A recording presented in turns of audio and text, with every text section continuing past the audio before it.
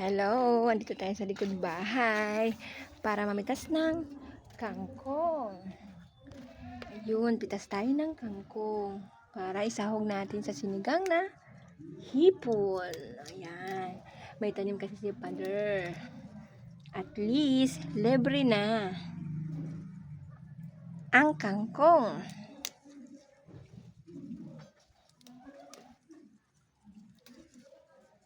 Ayan, masarap to.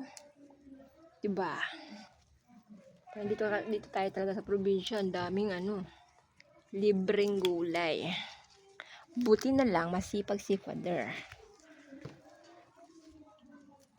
Diba?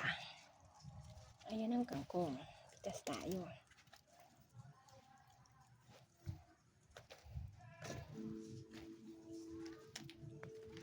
Para kumapal pa. Diba? Para kumapal pa ang ating gulayan. Ayan o.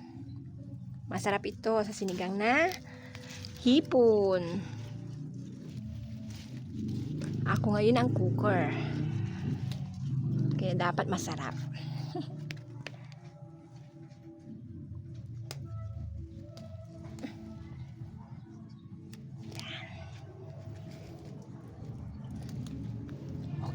Okay na.